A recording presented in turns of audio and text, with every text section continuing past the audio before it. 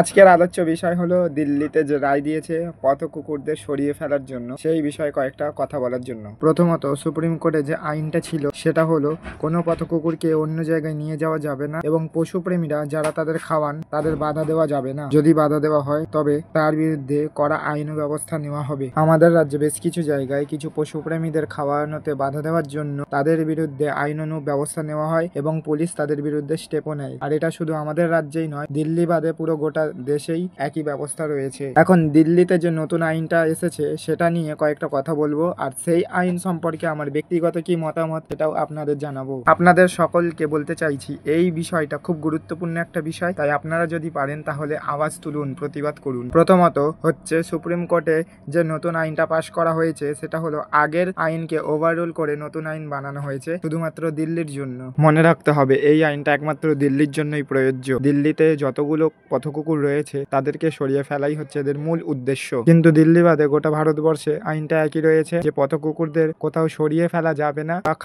খাওয়ানোতে কোনো বাধা দেওয়া যাবে না। বাধা দিলে তার বিরুদ্ধে কঠোর ব্যবস্থা নেওয়া হবে। দিল্লিতেই কেন এই আইনটা আনা হচ্ছে তার মূল উদ্দেশ্য হলো রাজনৈতিক কারণ। এছাড়াও আরেকটা কারণ হচ্ছে দিল্লি হলো আমাদের দেশের রাজধানী। সুপ্রিম কোর্ট নিজেরাই নিজেদেরকে কেসের দায়িত্ব দিয়ে আইনটাকে সম্পূর্ণ পাল্টে ফেলেছে এবং বলেছে যদি কোনো পশুপ্রেমী এই আইনকে উল্লঙ্ঘন করে, অর্থাৎ যখন পথকুকুরদের সরিয়ে নেওয়া হবে তখন যদি কেউ বাধা দেয় তাহলে তাদের বিরুদ্ধে কঠোরতর শাস্তির ব্যবস্থা রয়েছে। এটা করার আসল কারণ হচ্ছে জনগণকে ভয় দেখানো, যাতে তারা কেউ প্রতিবাদ করতে না পারে, কথা বলতে না পারে আর এই আইনকে চুপচাপ মেনে নিতে পারে। আজ আমরা রাজ্যবাসী হিসেবে যদি এই আইনটাকে মেনে নিই তাহলে আগামী দিনে আমাদের রাজ্যে এই একই ঘটনা ঘটবে। আমাদের দেশে বর্তমান পরিস্থিতি কোথায় বা আমাদের দেশ আন্তর্জাতিক স্তরে কোথায় দাঁড়িয়ে রয়েছে এটা আমরা সকলেই জানি। এর মূল উদ্দেশ্য হলো পথকুকুরদের সরিয়ে রাস্তাকে পরিষ্কার পরিচ্ছন্ন রাখা। সুপ্রিম কোর্টের কথা হচ্ছে কুকুরদের অন্য জায়গায় নিয়ে যাওয়া হবে, অন্য জায়গায় নিয়ে গিয়ে তাদেরকে ভ্যাকসিনের ব্যবস্থা করে দেওয়া হবে। যেখানে 10 লক্ষ কুকুরদেরকে এতদিনে কোনো ভ্যাকসিনেশনের ব্যবস্থাই করা হয়নি,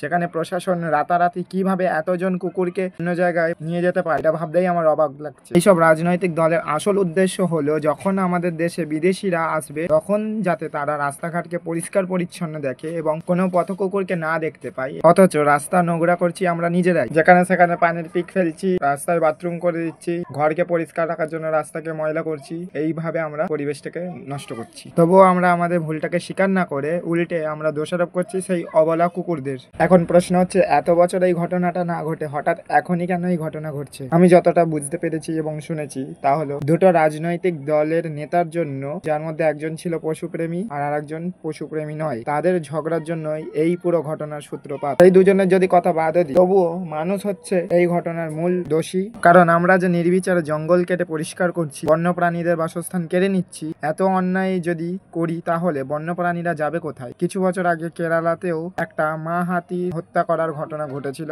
যেটা আমরা সবাই জেনেছি। মানুষেরা তার বিরুদ্ধে প্রতিবাদ করেছিল, কিছুদিন পরে সেই প্রতিবাদ থেমেও গিয়েছিল, কিন্তু তারপরে প্রকৃতি তার প্রতিশোধ নিয়ে নেয় কেরালায় বন্যা ঘটিয়ে। দিল্লিতে এখন যে ঘটনা ঘটছে সেটা আমার মতে একটা ভয়ঙ্কর অপরাধ। আর সুপ্রিম কোর্টের এই রায় যেটা নিজেরাই ওভাররুল করে নিজেরাই অমানবিকের পরিচয় দিচ্ছে, সেটা আমার মতে মানবিকতার উপরে একটা অভিশাপ, একটা চর। আমরা এমন একটা দেশে বসবাস করি যেখানে খুনিদের শাস্তি হয় না, ধর্ষকের কোনো শাস্তি হয় না, দুর্নীতি তোলাবাজি যারা করে তাদের কোনো শাস্তি হয় না, অথচ এই অবলা প্রাণীদের তুলে দেওয়ার জন্য সুপ্রিম কোর্ট স্বয়ং নিজেরাই এত বড় একটা সিদ্ধান্ত নিয়ে নিচ্ছে এবং আইন তৈরি করে ফেলছে ওভাররুল করে। সুপ্রিম কোর্টের এই রায় থেকে প্রমাণিত হলো আরো একবার, ভারত যতই স্বাধীনতা দিবস পালন করুক না কেন, আমরা বাস্তবে এখনো পর্যন্ত স্বাধীন হতে পারিনি। এখানে সরকার স্বৈরাচারীতে পরিণত হচ্ছে আর জনগণের কোনো মূল্যই দিচ্ছে না। এর আগে আমি ইউটিউবে, ফেসবুকে দেখেছি একটা মেল আইডি দেওয়া হচ্ছে যেখানে বলা হচ্ছে মেল করলে সুপ্রিম কোর্টের এই রায় স্থগিত হয়ে যাবে বা সম্পূর্ণ বাতিল হয়ে যাবে। এটা সম্পূর্ণ মিথ্যে কথা।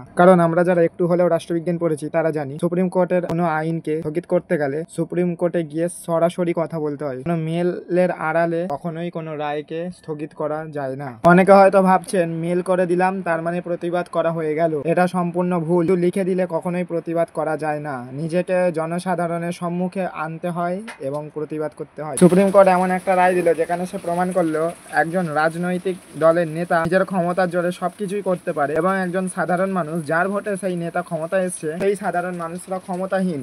আজ সুপ্রিম কোর্টের পথকুকুরদের পছন্দ হচ্ছে না, তাই তারা পথকুকুরদের সরিয়ে দেওয়ার ব্যবস্থা করছে। আগামীকাল আমাকে বা আপনাদেরকে পছন্দ হবে না, তখন সুপ্রিম কোর্ট রায় দেবে যে জনগণদের শেল্টারে বা সরিয়ে দেওয়ার ব্যবস্থা করা হোক। এই নিয়মটা হতেও পারে, আসতে পারে, তাই আমাদের উচিত প্রতিবাদ করা। আপনারা সবাই সবাই সোশ্যাল মিডিয়ার ব্যবহার করেন, তাই সেই সোশ্যাল মিডিয়াকে হাতিয়ার বানিয়ে প্রতিবাদ করতে পারেন। আমাদের মনে রাখতে হবে এই পথ কুকুরগুলো আমাদের সাথে কয়েক হাজার বছর আগে থেকেই রয়েছে, তাই প্রকৃতি তাদেরকে নির্বাচন করেছে বেঁচে থাকার জন্য। আর আমরা সবাই তুচ্ছ মানুষ, আমরা কেউই কারোর জীবনকে নির্ধারণ করতে পারি না। কুকুর আমাদের বহু কাজে ব্যবহার করা হয়, যেমন চোরকে ধরার কাজে বা পুলিশদেরও নানান কাজে লাগে। এই কথাগুলো আমাদের মাথায় রাখা উচিত। তারপর কুকুরদেরকে সরানোর কথা ভাবা উচিত, কারণ তারাও আমাদের এই সমাজের একটা অংশ। আজ কুকুরের প্রতি অসুবিধা জন্মাচ্ছে, তাই কুকুরদের মেরে ফেলছি। কাল পাখিদের প্রতি অসুবিধা জন্মাবে, পাখিদেরকে মেরে ফেলবো। পরশু বিড়ালের প্রতি অসুবিধা জন্মাবে, বিড়ালকে মেরে ফেলবো। এইভাবে সমস্ত জীব জগৎকে নষ্ট করে ফেলবো। সবার শেষে মানুষ বেঁচে থাকবো একে অপরকে ধর্ষণ করার জন্য, একে অপরকে খুন করার জন্য। কারণ এইসব অপরাধে আমাদের দেশে কোনো শাস্তি হয় না, শুধু তারিখের পর তারিখ এসে যায় এবং কোনো রায় বেরোয় না। এই পুরো ঘটনাটা অন্য রাজ্যে, তাই আমরা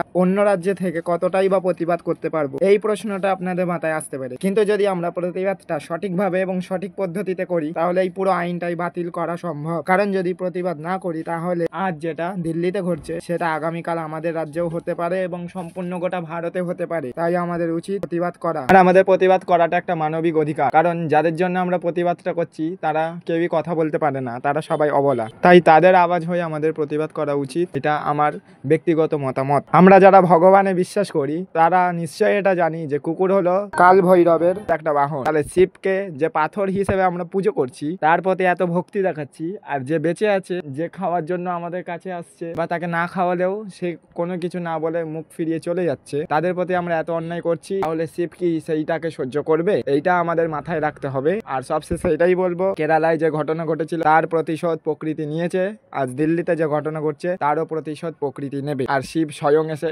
তাদের সবাইকে হত্যা করবে। এই বলে আমি আজকের ভিডিও শেষ করছি।